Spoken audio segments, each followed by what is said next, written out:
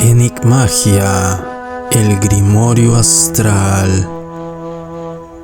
Abominaciones bíblicas.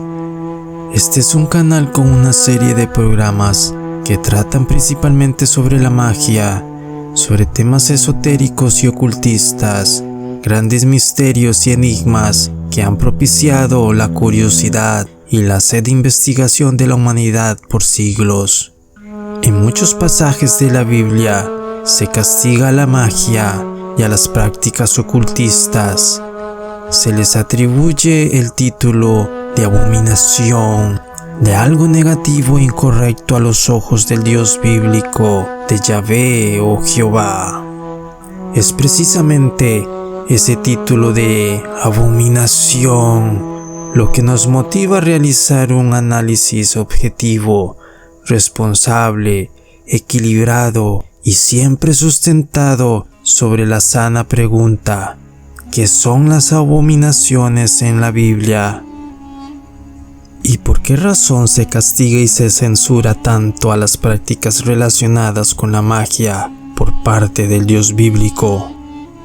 Que dicho Dios tenga un criterio y concepto tan negativo sobre la magia y el ocultismo tendría que partir del supuesto teleológico, es decir, del estudio de fines y propósitos, y al menos algunos apoyos filosóficos y teológicos de que tal Dios es bueno, es justo, es perfecto, amante y practicante de la verdad, y que la magia, por otra parte, sea al menos nociva, dañina y perjudicial para la humanidad.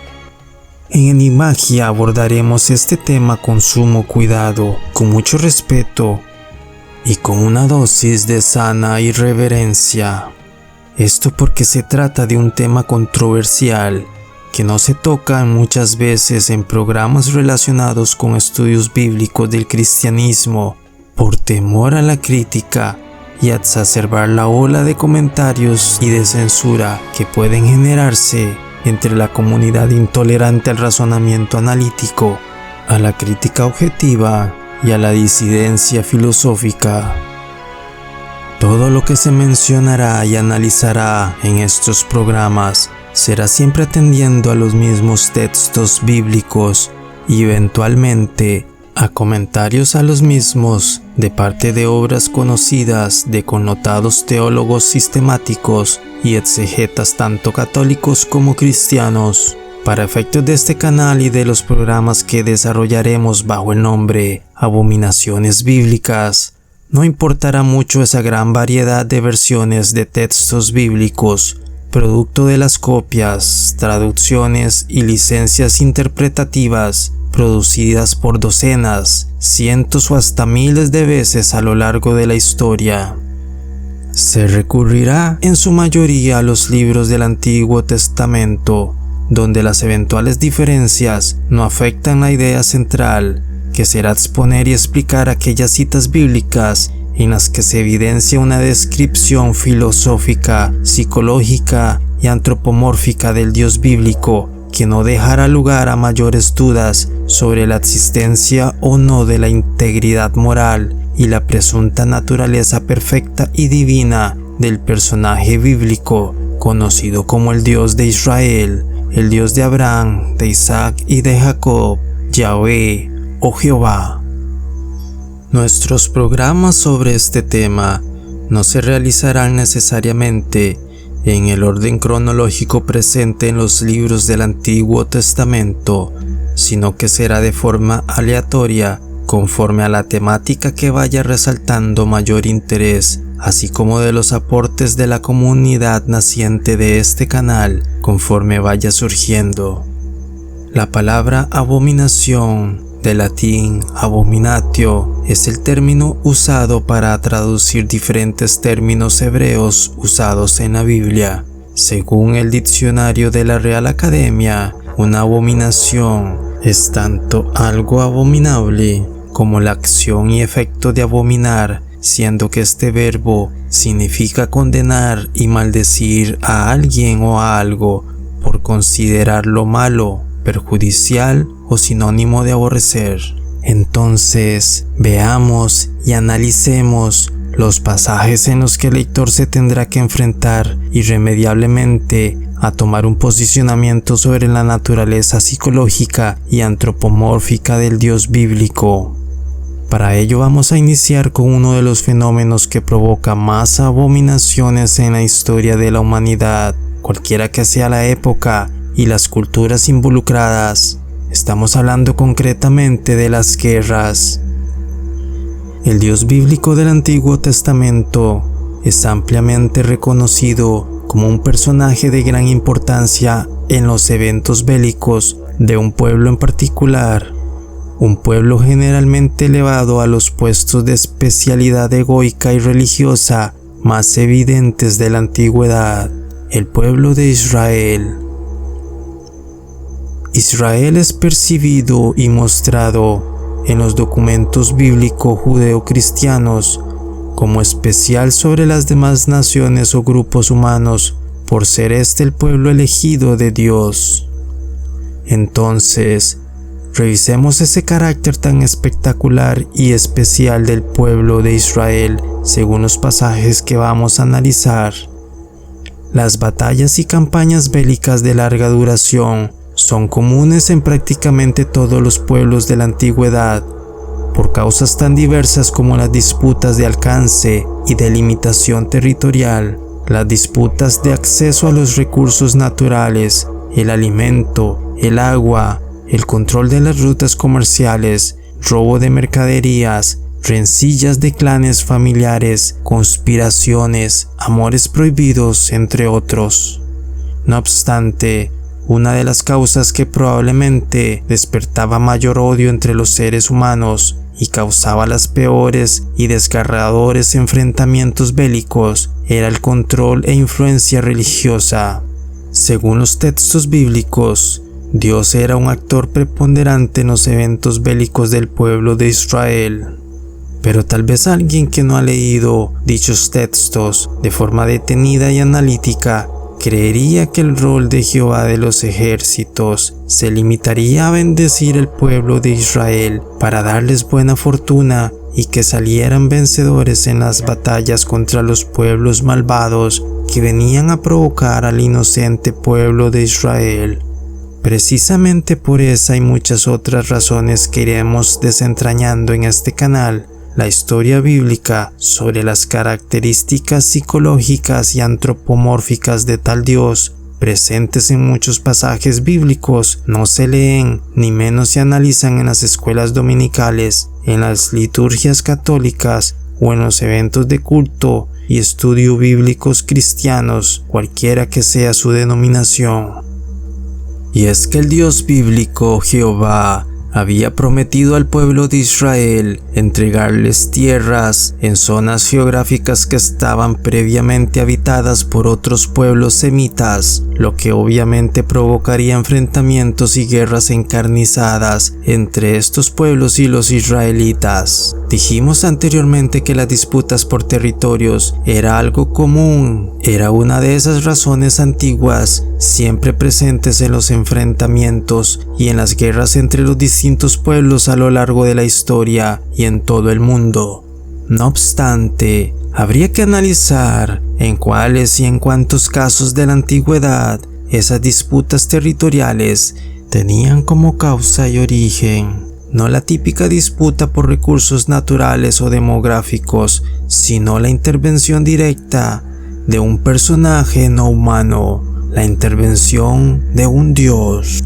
Pues precisamente este es el caso de Yahvé o Jehová y del pueblo de Israel al enfrentarse a los distintos pueblos semíticos que vivían en esa zona. Según el relato bíblico, Yahvé había prometido a Abraham, luego a Isaac y después a Jacob esas tierras existentes entre la costa de Egipto hasta la orilla del Éufrates. Esto se evidencia en textos como Génesis 15:18 y Génesis 28:13, y luego se reitera dicha promesa a Moisés durante el éxodo desde Egipto, según el texto de Deuteronomio 1:7. El problema aquí es que dicha promesa de esas tierras las hizo Dios a los israelitas sin que dicho acto de benevolencia y desprendimiento divino haya sido notificado previamente y formalmente a los pueblos que vivían en esas tierras. ¿Qué pueblos eran estos? La Biblia en algunos temas da detalles excesivamente amplios sobre aspectos propios del pueblo de Israel en lo referente a las instrucciones sobre la aplicación de la ley mosaica y del estilo de vida que agradaba a Yahvé, pero no brinda mucha información sobre estos otros pueblos que no gozaban de la dignificante predilección de Jehová. No obstante, algunos historiadores consideran que con base en ciertos pasajes como Génesis 36:12, los amalecitas correspondían a un pueblo semita, descendiente dentro de la quinta generación de Abraham por línea directa de su nieto Esaú, desde el cual sería la tercera generación.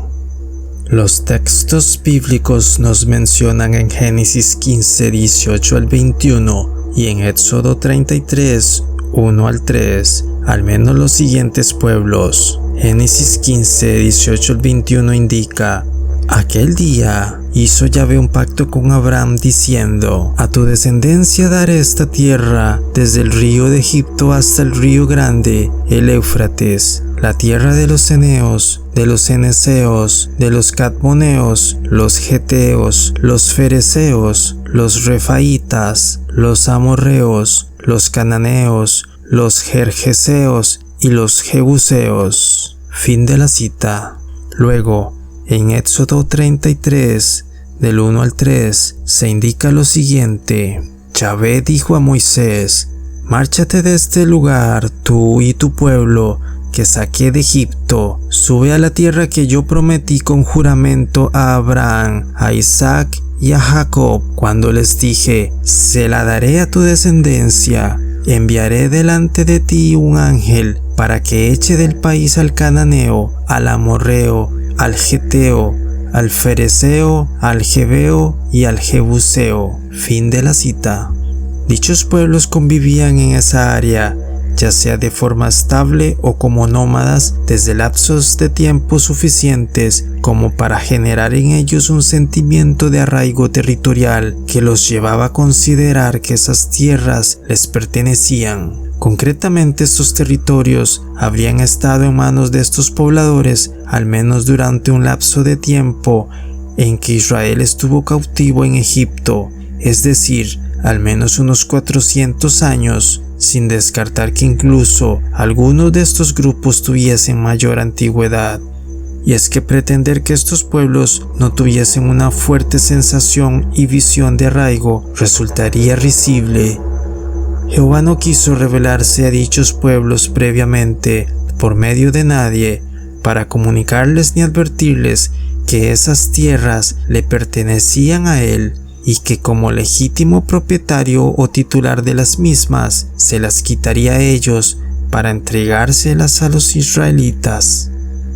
Parece que no me dio ningún proceso de expropiación por precio justo, ningún acuerdo, ningún convenio, un plan de desplazamiento forzado, alguna reubicación pacífica o intercambio de estas tierras por otras. La única diplomacia prevista con respecto a estos pobladores era la de tomar las tierras a filo de espada, debido a que estos pueblos no adoraban a Yahvé. En Deuteronomio 20, del 16 al 18, se indica lo siguiente: Pero de las ciudades de estos pueblos que Jehová tu Dios te da por heredad, ninguna persona dejarás con vida, sino que los destruirás completamente: al geteo, al amorreo, al cananeo, al fereceo, al jebeo y al jebuseo, como Jehová tu Dios te ha mandado, para que no os enseñen a hacer según todas sus abominaciones que ellos han hecho para sus dioses, y pequéis contra Jehová vuestro Dios.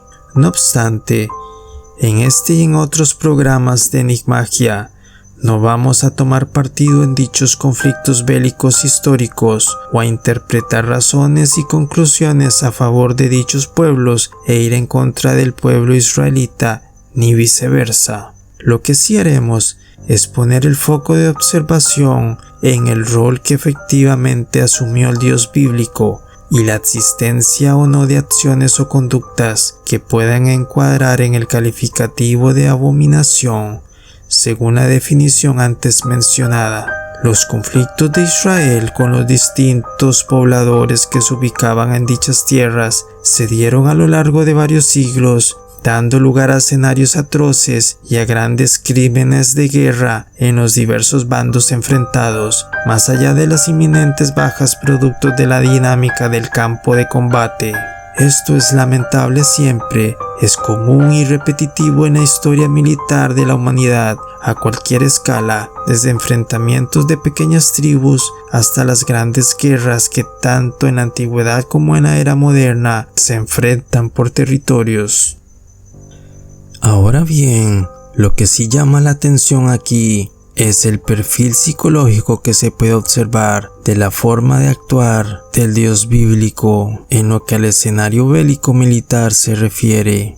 Las grandes injusticias y atrocidades en los enfrentamientos ya de por sí son complejas y difíciles de asimilar en la psiquis de los seres capaces de razonar como se supone que son los humanos. Con mucho más razón, es aún más difícil de entender la intervención del Dios bíblico Yahvé en estos eventos de la historia militar del pueblo de Israel, cuando no satisfecho con el eventual escenario de triunfo de su pueblo favorito y especial, ordenaba a sus líderes realizar actos tan abominables como asesinar a las mujeres, a los ancianos y a los niños de todas las edades, incluyendo recién nacidos, y por si las dudas, de paso matar a prácticamente todo lo que respira o se mueva.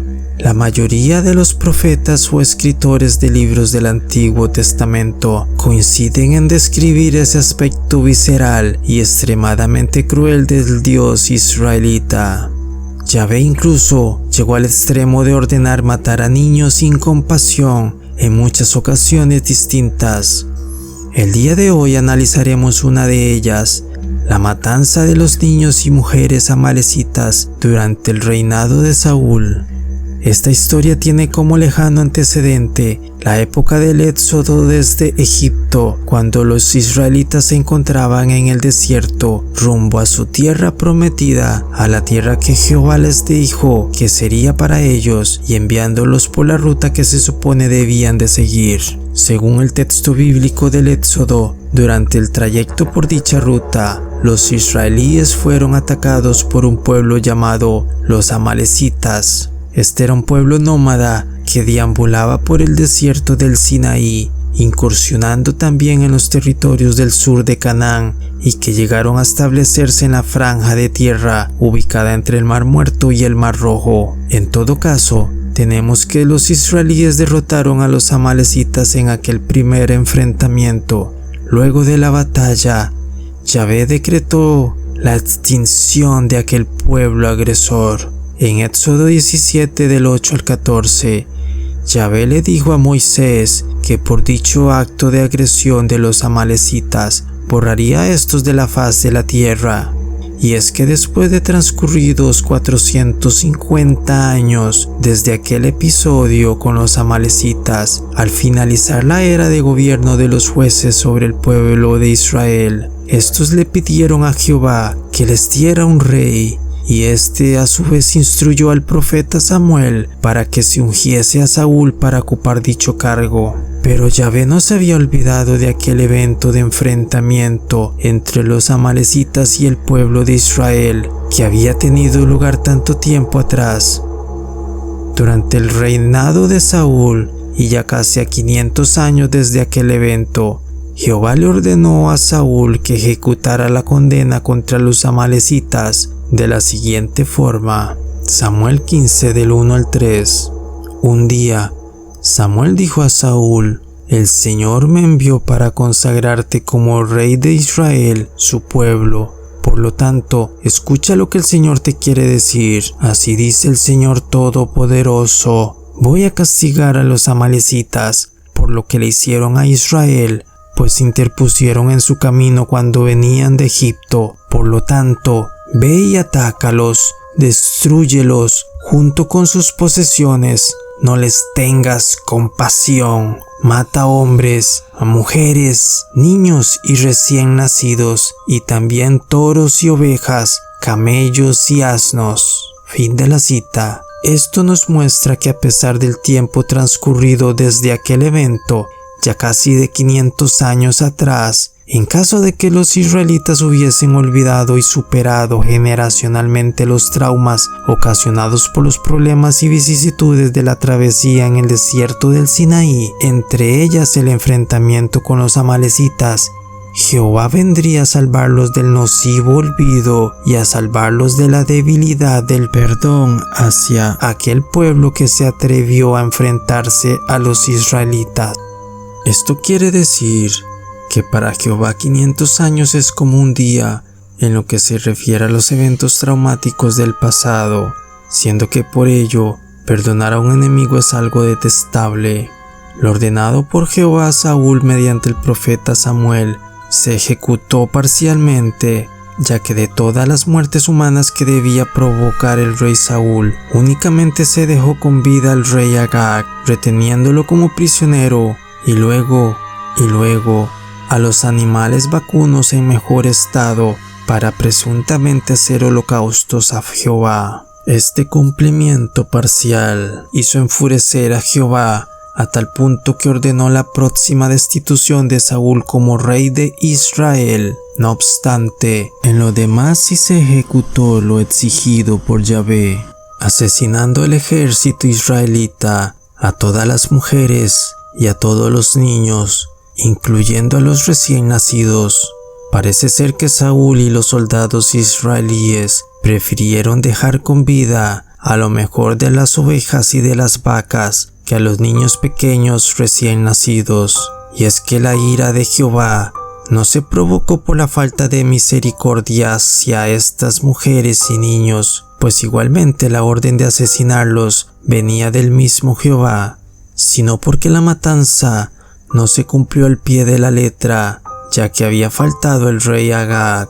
Pues bien, este grave oprobio del rey Saúl a la autoridad de Jehová, a la estricta literalidad de sus órdenes, fue remediado por el profeta Samuel, cortando en pedacitos al rey Agag. ¿Qué habría pasado si los que se hubiesen dejado con vida hubiesen sido las mujeres y los niños? ¿Cuál habría sido la solución del profeta Samuel? Mejor ni imaginarlo, ya que el profeta era más celoso de cumplir las órdenes de Yahvé que el mismo Saúl o que los soldados israelíes. Como indicamos al principio, el propósito de estos programas es reflexionar en lo que verdaderamente son conductas de abominación a lo largo del recorrido temático e histórico de la Biblia. Para ello se trata de poner en sano contexto analítico y objetivo el hecho de que las prácticas mágicas en sí mismas, que no involucrasen sacrificios de seres humanos por supuesto, no tendrían una verdadera connotación de negatividad y menos de abominación. De esta premisa se evidencia cada vez con mayor claridad exegética y teológica que los pasajes bíblicos en los que se condenan a las prácticas mágicas o al ocultismo no guardan una coherencia ni equilibrio con respecto a la gran cantidad de citas en las que se muestra una conducta despiadada de parte del Dios de amor de la Biblia hacia los distintos seres humanos que no pertenecen a su pueblo escogido.